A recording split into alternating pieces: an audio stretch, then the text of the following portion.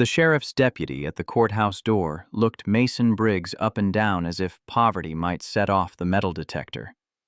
"Maintenance entrance is around back," he said, not unkindly but not kindly either. Mason stood there with a dented toolbox in one hand and a manila envelope tucked under his arm, rainwater dripping from the brim of his old ball cap onto the polished floor of the Worth County Courthouse. Behind the deputy, men in dark suits moved through security without being stopped, their shoes clicking cleanly over marble. Mason had helped strip and wax back when he still did county contract work. "I'm here for the filing office," Mason said. "Custody hearing. Briggs versus Briggs." The deputy's expression shifted just enough to sting. "Second floor. Leave the toolbox here." Mason's fingers tightened around the handle. "No, sir. I'm going to fix Mrs. Callahan's furnace after this. She's 82 and it's 34 degrees outside."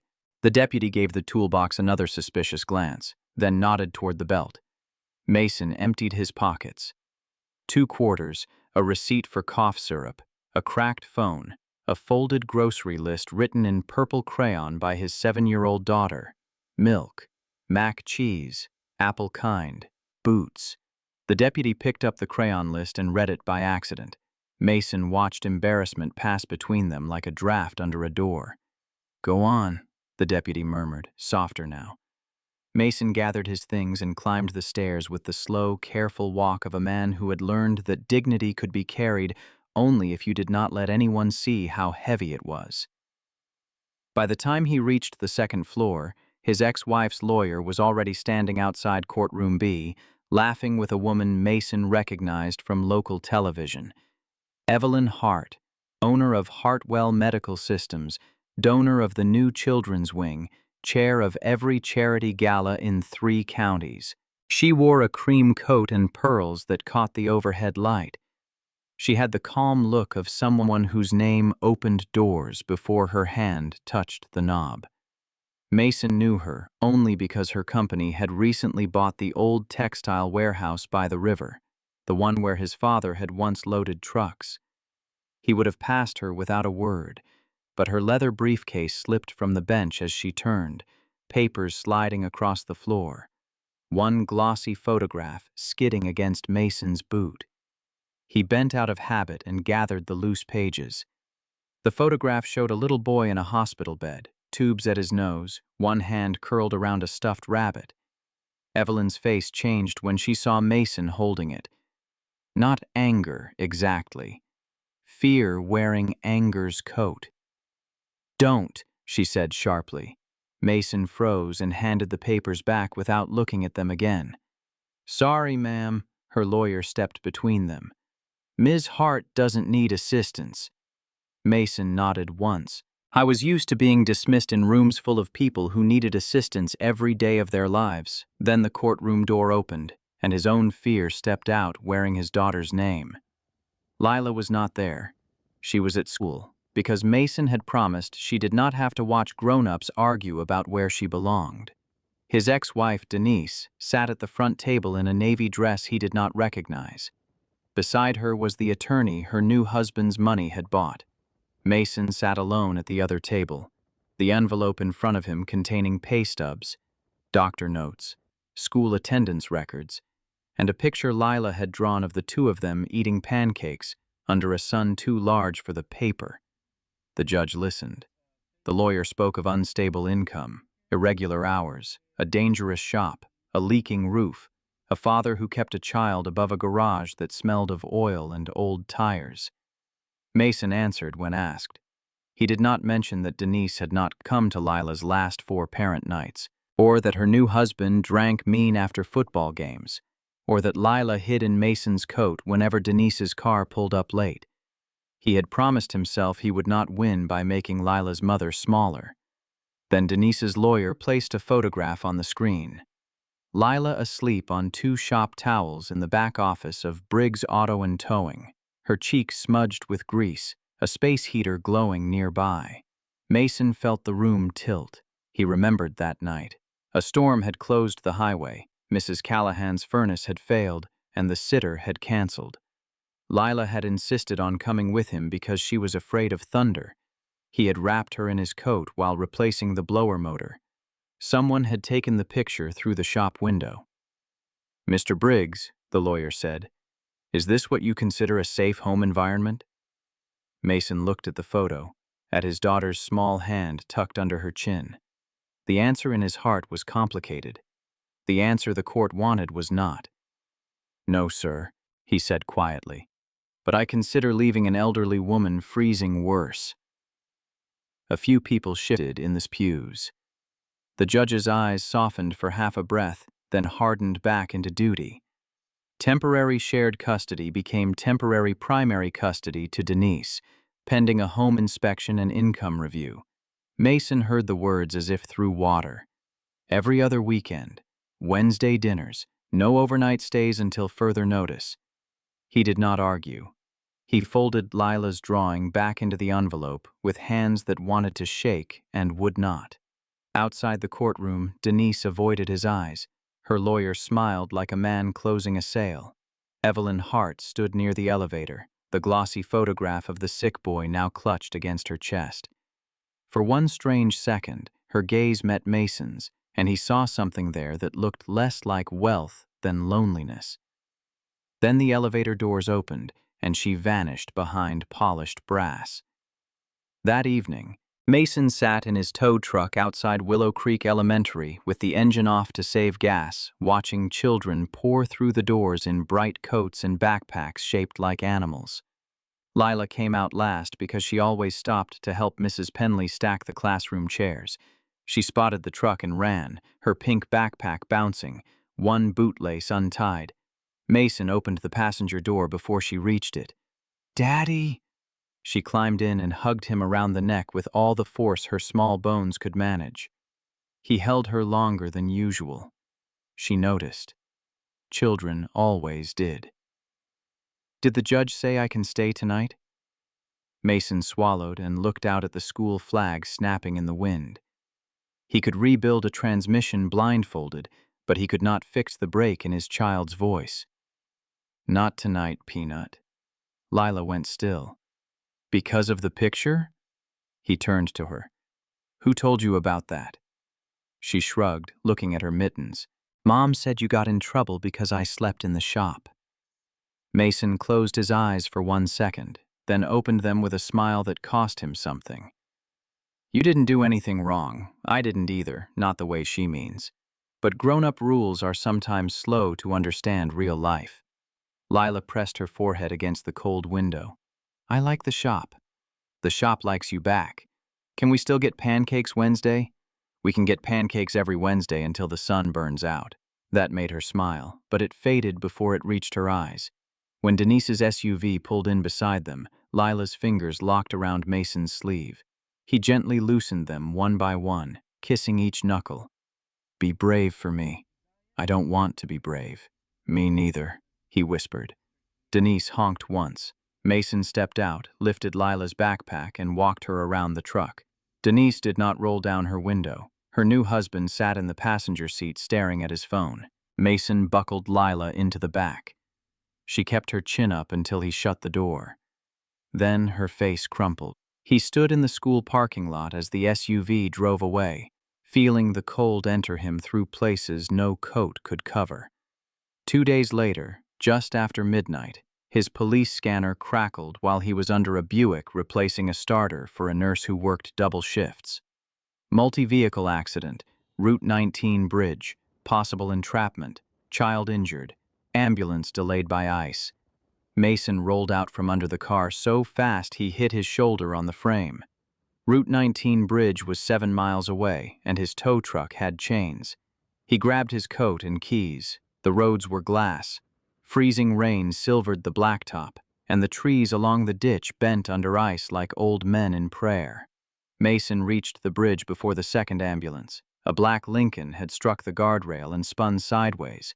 A delivery van sat nose down in the ditch. Steam rose from crumpled metal. A woman in a cream coat stood barefoot in the road, one side of her face bloodied, screaming at the rear door of the Lincoln. Evelyn Hart. Mason was moving before he fully understood. "My son," she cried. "Please, my son is in there." Mason grabbed a pry bar and flashlight from his truck. The back door had folded into the frame. Inside, the boy from the photograph hung limp in a booster seat, blood at his hairline, breath fogging faintly. Mason wedged the pry bar, braced his boot against the rocker panel, and pulled until his injured shoulder flared white. The door gave half an inch. Not enough. He ran back, hooked a tow chain to the frame, and eased the winch with the tenderness of a surgeon. Metal groaned. Evelyn made a sound like a prayer breaking. "Don't hurt him." "I won't," Mason said, though no honest man could promise such things. The gap opened. He crawled through broken glass, cutting his palm, and supported the boy's neck the way he had learned years ago in the Army motor pool after a fuel truck rolled outside Kandahar. "What's his name?" "Caleb." "Caleb, buddy, my name's Mason. I'm going to get you out." The boy's eyes fluttered. "Rabbit," he whispered. Mason saw the stuffed rabbit wedged under the seat. He grabbed it, tucked it against the boy's chest, then worked the seatbelt loose with his pocket knife. By the time the ambulance arrived, Mason was sitting on the icy pavement with Caleb stabilized against his chest, one hand pressed to the child's bleeding scalp, the other numb around the rabbit's torn ear. Evelyn knelt beside them in bare feet, shaking violently. "You were at the courthouse," she said, as if reality had only now recognized him. "Yes, ma'am. You helped me. He needed help." Caleb's small fingers tightened around Mason's thumb. Mason looked down and felt something crack open in him, because a child in pain sounded the same whether he belonged to a billionaire or a broke mechanic. At the hospital, Mason intended to leave once the nurses took Caleb through the trauma doors. Evelyn stopped him in the hallway. Her cream coat was ruined, one sleeve dark with blood. Without makeup and command, she looked older, not in years but in wounds. "What do I owe you?" she asked. Mason stared at her. "For pulling a child out of a wreck? For the tow, for the damage to your equipment, for your time." Her voice faltered on the last word. Mason understood then that money was the only language she trusted under stress. "Nothing tonight. That's not how things work. It is where I come from." She looked at his bandaged palm, at the dried blood on his cuff. "At least let the hospital clean that properly." "I've had worse. That isn't an answer." Before Mason could respond, a nurse stepped into the hallway. "Ms. Hart, your son is stable. Concussion, fractured wrist, no internal bleeding that we can see. The car seat and the way he was held after extraction likely prevented spinal injury." Evelyn's knees almost failed. Mason reached out, caught her elbow, then immediately let go when she stiffened. Pride could be a reflex. He knew that too. She covered her mouth and turned toward the wall. Mason pretended not to see her cry. Later, while a young nurse stitched his palm, Evelyn stood in the doorway. "You have a daughter," she said. Not a question. Mason did not look up. "Yes, the little girl from court." The needle pulled through his skin. "Yes, they used a photograph against you." His jaw tightened. "People use what they have." Evelyn stepped into the room. "I didn't know your case. I heard pieces. You thought what most people think when they see a man like me in a building like that." The nurse glanced between them and wisely said nothing. Evelyn accepted the rebuke without flinching. "I thought being tired made people careless." Mason laughed once, softly, without humor. "Being tired is what people call it when poor folks keep going after everyone else would have been allowed to collapse." Evelyn looked down. Somewhere down the hall, a monitor beeped steadily. "Caleb's father died 3 years ago," she said. "Leukemia. My company builds pediatric infusion pumps, and I couldn't save my own husband from a hospital room. After that, I worked until I couldn't feel anything. Caleb got sick last year, not with the same thing, thank God, but enough to keep me afraid. I built a wing, funded trials, bought machines, hired specialists, and still I didn't know how to sit beside his bed without checking my phone." Mason finally looked at her. Why are you telling me this? She folded her arms, not defensively now, but to hold herself together. Because when he woke up, he asked for the man with the rough hands, not me. The nurse tied off the last stitch. Mason flexed his fingers. Pain sparked up his wrist. Kids ask for whoever made them feel safe when they were scared. Doesn't mean he doesn't love you. Evelyn's eyes shone. Do you think he knows I love him? Mason heard the other question inside it, the same kind of question Lila had asked without words in the school parking lot. Am I still someone's home? He stood slowly. I think love has to arrive where a child can see it, not just in hospital wings or trust funds. In socks warmed on a radiator, in the last pancake, in turning your phone off when they're talking. Evelyn looked as if he had handed her something too simple and too heavy to hold. You make it sound easy. It isn't, but it's clear. The next morning, Mason woke in the vinyl chair beside Caleb's bed with a nurse tapping his boot. He had meant to sit for 10 minutes after Evelyn went to speak with the doctor. Sleep had taken him like a thief. Caleb was awake, pale but alert, the rabbit tucked under his chin. Your truck is loud, Caleb whispered. Mason smiled. That's because it's old enough to vote. Caleb's mouth twitched. Evelyn stood by the window holding 2 coffees, watching them with an expression Mason could not read. I called your shop, she said. A woman named Mrs. Callahan answered your forwarded line and told me you were an idiot for not calling her from the hospital. Mason winced. That sounds like her. She also said your daughter needs winter boots. His smile disappeared. Mrs. Callahan talks too much. Evelyn set 1 coffee on the tray table. I did not call to pry.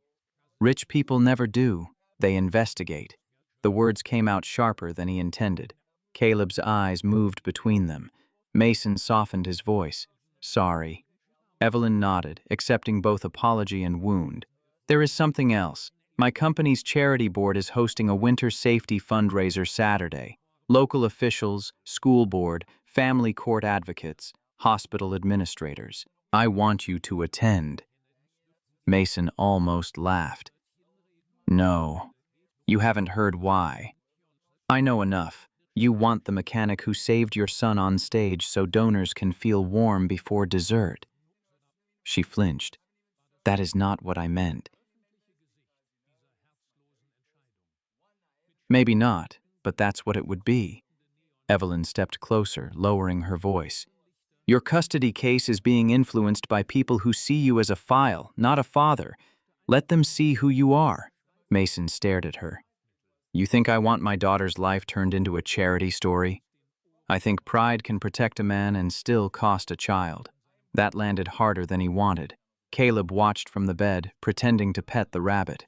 Mason thought of Lila's face behind the SUV window. He thought of Wednesday pancakes in a diner booth, of a judge saying no overnight stays, of his empty apartment above the garage with Lila's toothbrush still in the cup. I won't beg in front of people. I wouldn't ask you to. And I won't be bought. Evelyn's voice softened. I know. He looked at her then and believed, reluctantly, that she did know. Saturday came with a cold blue sky and a wind that shoved trash along the curbs. Mason wore his only suit, bought 12 years ago for his father's funeral, the jacket tight across the shoulders and the cuffs too short. He cleaned his boots until the leather showed its age honestly. Mrs. Callahan watched from her porch as he locked the shop. Stand straight, she called. Make them wonder why they ever looked down. The fundraiser was held in the old train depot downtown, now restored with Edison bulbs, white tablecloths, and garlands of pine. Mason smelled prime rib, perfume, coffee, and money. He nearly turned around twice before reaching the coat check. Evelyn met him near the entrance in a dark green dress, Caleb beside her with a cast on his wrist. The boy broke into a grin. Truck man! Several heads turned. Mason laughed despite himself. Caleb took his hand without asking, and something in the room shifted. People looked, then looked again. Not at Mason's suit, not at his boots, but at the child who trusted him. Evelyn noticed too. Her shoulders eased. "Thank you for coming," she said. "Don't make me regret it. I'll try not to." For the first hour, Mason stood near the edge of things, answering polite questions from people whose eyes drifted over his shoulder toward someone more useful. A councilman thanked him for his service after noticing the tiny army pin on his lapel, then forgot his name before dessert. Denise arrived with her husband, Tyler, and froze when she saw Mason speaking with Evelyn Hart. Tyler laughed under his breath and said something Mason could not hear. Denise looked uneasy.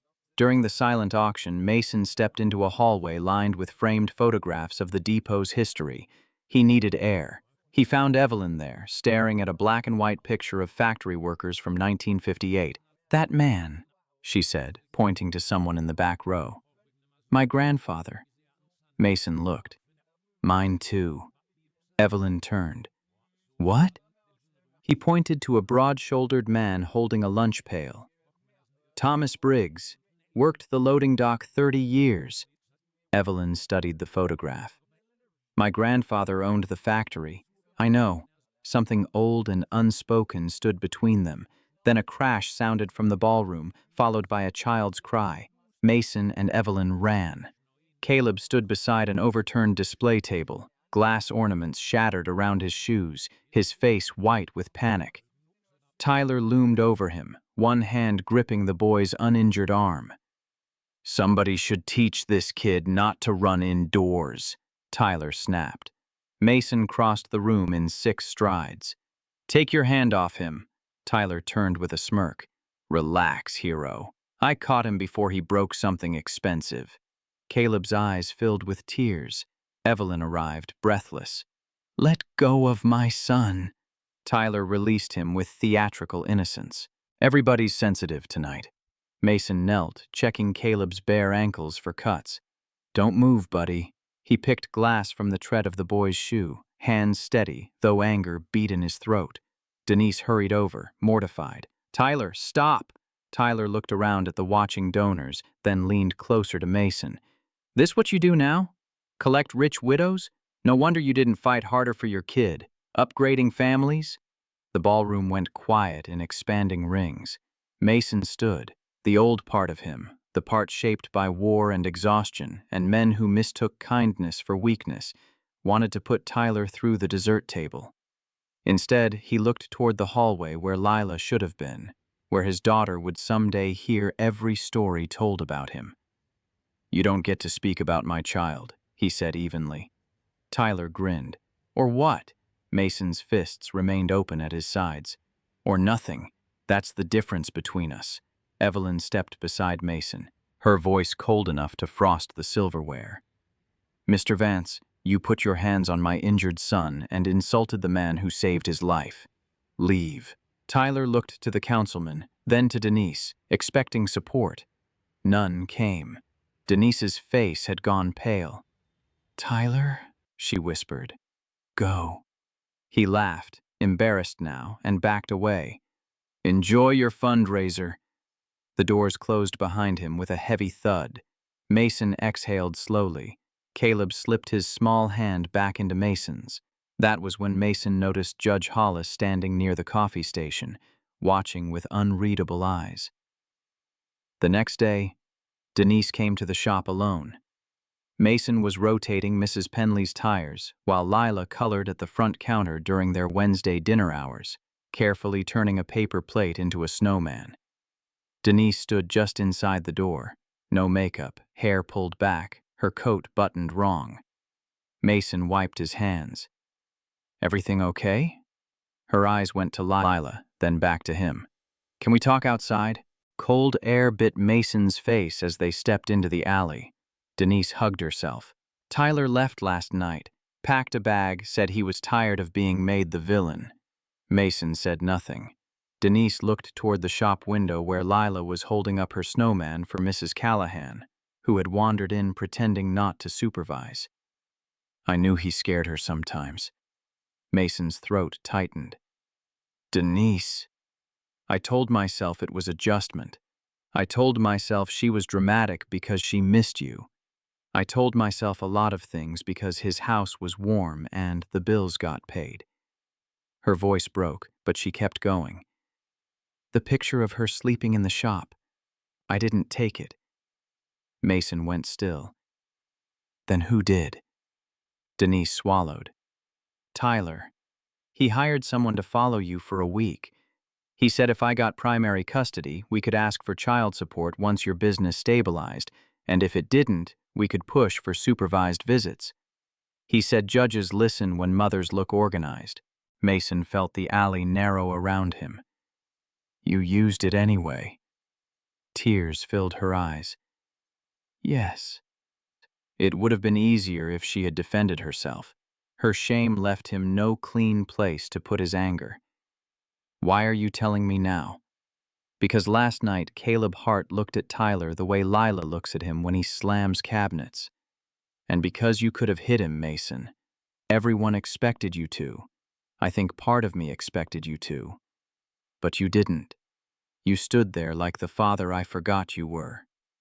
Mason turned away, staring at the rusted dumpster, breathing through a grief that had no simple name. Denise took a folded paper from her purse. I wrote a statement about the photo, about Tyler, about Lila being afraid at my house. I sent a copy to my attorney and to the court clerk this morning. Mason faced her. Are you giving her back? I'm giving her the truth. The court can decide the rest.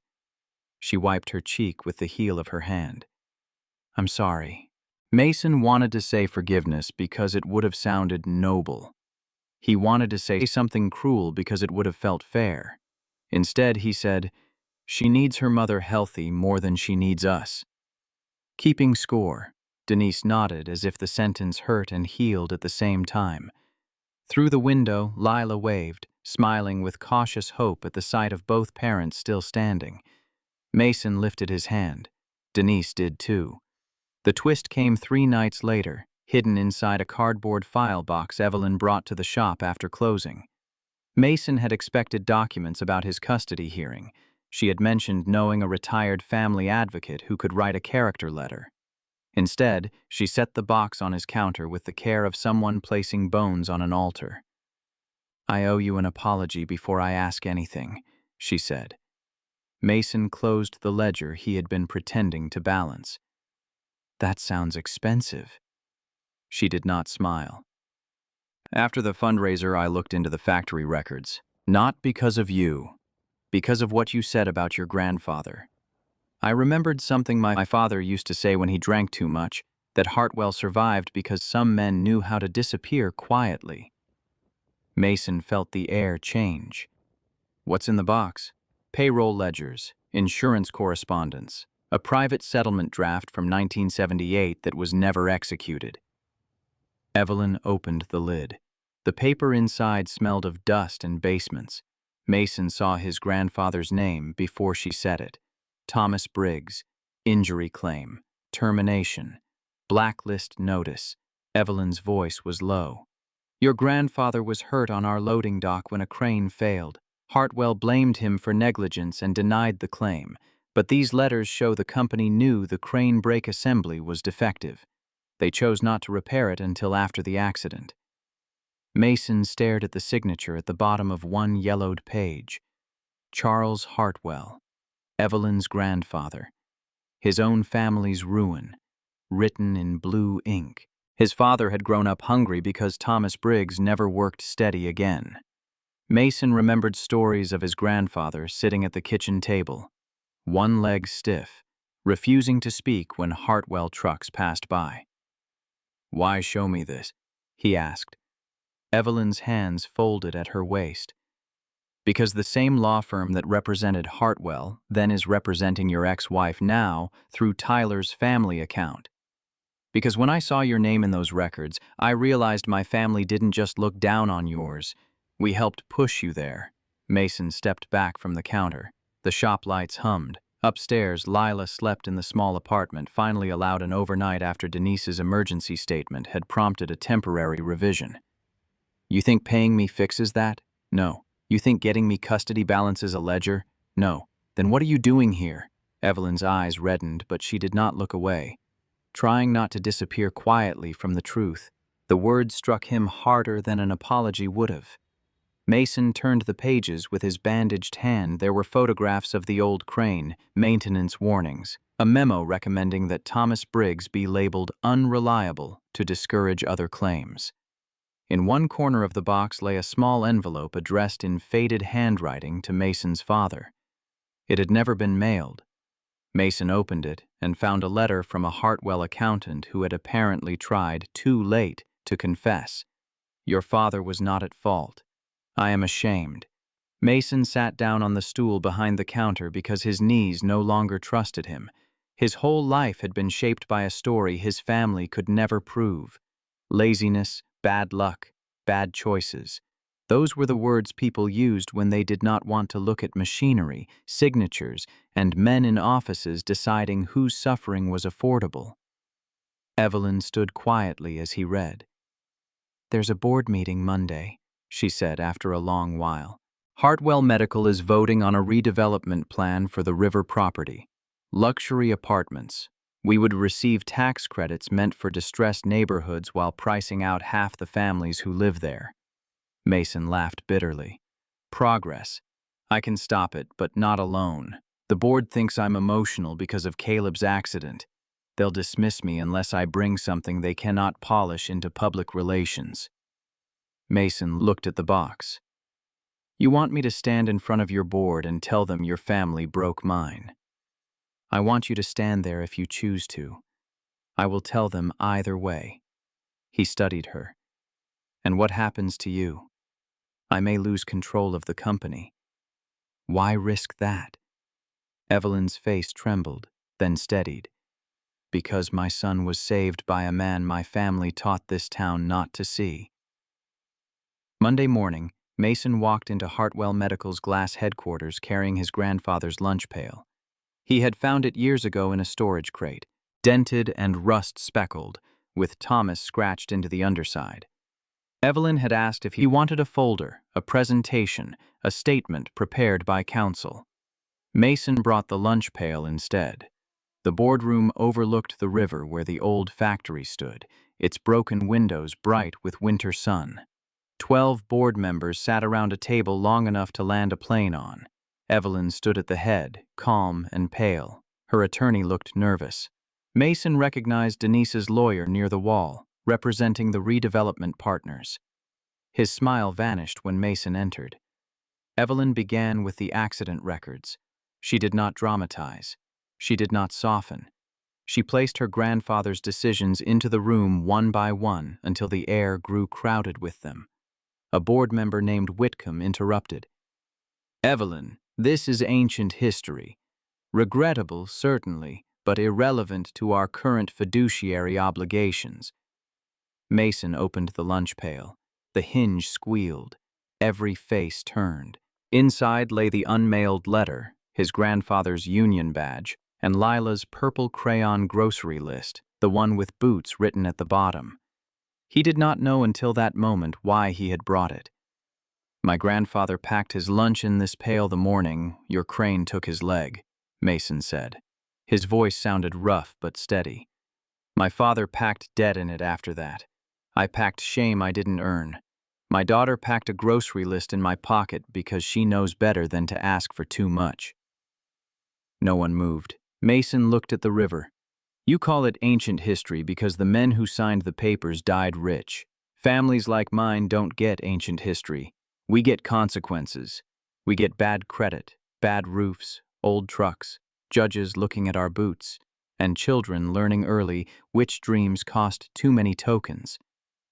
Evelyn closed her eyes briefly. Whitcomb shifted. Mr. Briggs, while your pain is understandable, don't, Evelyn said. The room snapped back to her. She removed a document from her folder. I am proposing the immediate suspension of the redevelopment vote and the creation of a community repair trust funded by the Hartwell family shares I personally control.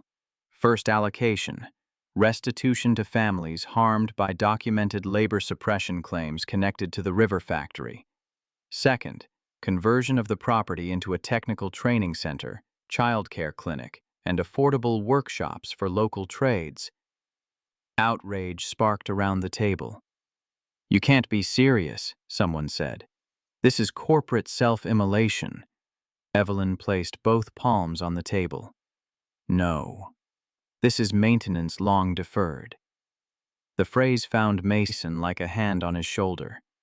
Maintenance long deferred. That was all most injustice was. Something broken that powerful people kept walking around until the floor collapsed under someone else. The vote did not go cleanly. Men threatened lawsuits. A woman from finance warned of investor backlash. Denise's lawyer whispered into his phone. But Evelyn had come prepared with press packets, archived records, and enough shareholder support from smaller local investors who were tired of being ignored. By noon, the redevelopment plan was tabled. By 1, Evelyn Hart was no longer chair of the board, at least temporarily. By 2, every news station in the county was parked outside. Mason slipped out a side entrance before cameras could turn him into a symbol. Evelyn found him by the loading dock, where old brick met new steel. "I lost the chair," she said. "For now." "I'm sorry." She looked almost relieved. "I'm not." He handed her the lunch pail. She pushed it back. "Keep it. It belongs to your family's story, too." Now, Mason shook his head. "No, it belongs to mine, but you can stop pretending yours didn't dent it." A small smile touched her face, sad and real. "Fair." Snow began falling in light, uncertain flakes. Evelyn looked up at it like someone surprised the sky still had ordinary gifts. "Caleb wants to see your tow truck again. Lila wants to meet the boy with the rabbit." "Maybe pancakes," Evelyn said. Mason glanced at her. "Pancakes are sacred business. I'll be respectful." The final hearing took place 2 weeks later, not in a grand courtroom but in a smaller chamber with old wooden chairs and a radiator knocking in the corner. Mason sat beside a legal aid attorney Evelyn had not hired for him. She had merely given him a list of names and stepped back. That mattered. Denise sat across from him alone. She looked tired but clearer, the way people sometimes look after a storm has taken the weak branches down. Judge Hollis reviewed Denise's statement, the home inspection, letters from Lila's teacher, Mrs. Callahan, the hospital nurse, and reluctantly admitted a brief account of the fundraiser incident witnessed by half the county's leadership. "Mr. Briggs," the judge said, "this court is not blind to financial hardship. It is concerned with stability." Mason nodded. "So am I, Your Honor. What has changed since the last hearing?" Mason could have mentioned the trust, the training center proposal, the pending restitution claim, the sudden interest from customers who had seen the news and now wanted their tractors, laptops, and fleet vans fixed by the quiet man with the lunch pail. Instead, he looked at Denise, then back at the judge. "The truth got less convenient," he said. "That's all." Judge Hollis studied him. "Explain." Mason folded his hands, the scar across his palm still pink. "I was ashamed that my daughter slept in my shop. I let that shame make me quiet. But the truth is, she was warm, safe, and with the one person available to her that night. I don't want custody because her mother failed. I want it because Lila deserves a home where fear isn't explained away as adjustment. I can give her that. Not fancy, not perfect, but steady." Denise began to cry silently. When the judge asked her position, she wiped her face and said, "Lila should live with Mason. I'd like weekends while I get things right." Mason looked down. Forgiveness did not arrive like sunlight. It came like a tired worker at the end of a long shift. carrying tools, asking where to start. The judge granted Mason primary custody, with a review in 6 months and generous visitation for Denise contingent on a safe residence. Mason heard the words clearly this time. Primary custody, safe residence, best interest of the child. He did not celebrate. He pressed his thumb against Lila's crayon drawing inside his folder and breathed. That afternoon, he picked Lila up from school in the tow truck.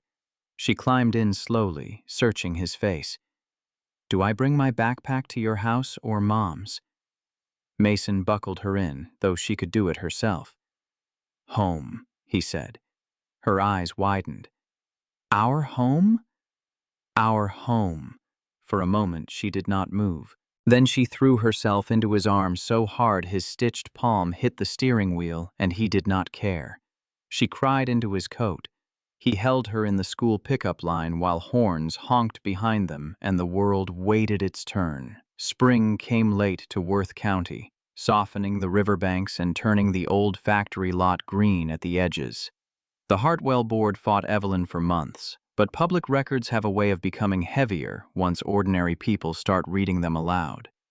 The redevelopment died. The training center opened in one wing before the rest of the building even had heat. Mason taught evening classes twice a week: basic engines, electrical diagnostics, how to listen before replacing parts.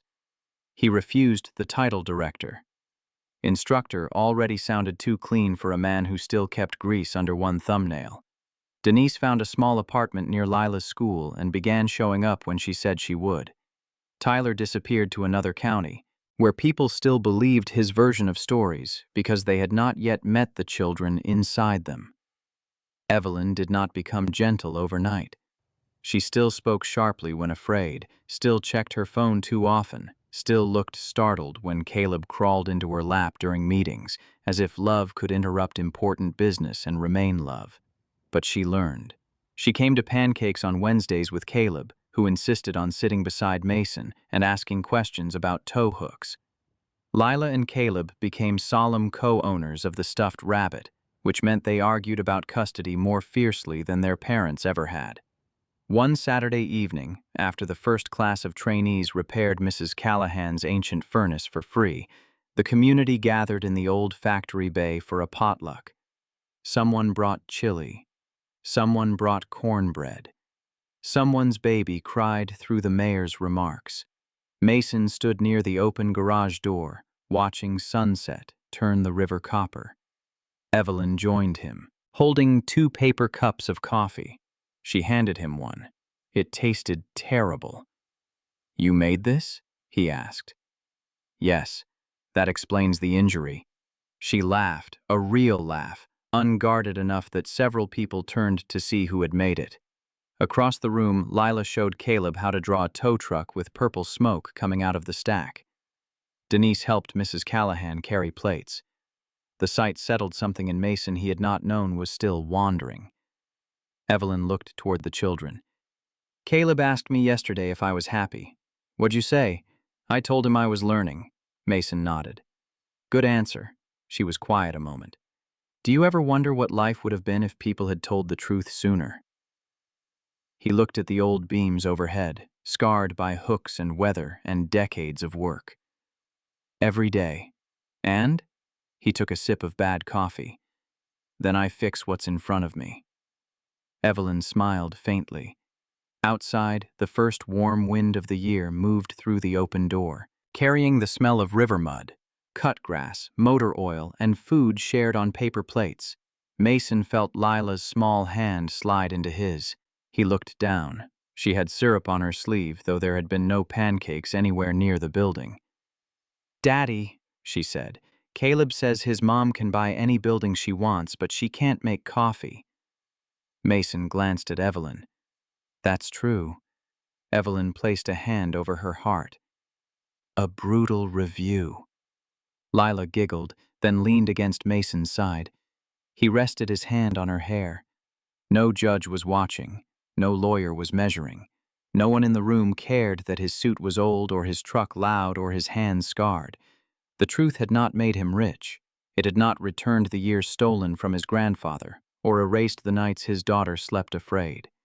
But it had opened a door where a wall used to be, and sometimes justice entered quietly that way, without trumpets, wearing work boots, carrying a lunch pail, smelling faintly of oil and coffee, and asking only what needed fixing next. Sometimes the most powerful repair job isn't turning a wrench, it's choosing to stand up for what's right even when the world is looking the other way.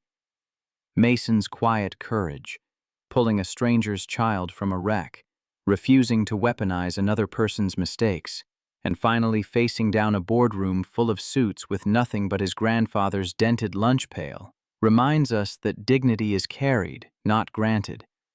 His story shows that telling the truth may not erase the past, but it can open doors that greed and pride once nailed shut. And when those doors swing wide, they let love walk through. A daughter who can finally call her father's house home. A boy who trusts the man with the rough hands. And a town that learns real wealth is measured in people made whole, not profits made bigger. The lesson is simple and hard at the same time. Fix what's in front of you, speak the uncomfortable truth, and keep your heart tender enough to recognize someone else's fear. Do that, and you'll leave every place brighter than you found it, even if your boots are still muddy. Did this lesson hit home? Share your thoughts in the comments below, and don't forget to smash that subscribe button so you never miss another story that proves ordinary heroes still walk among us.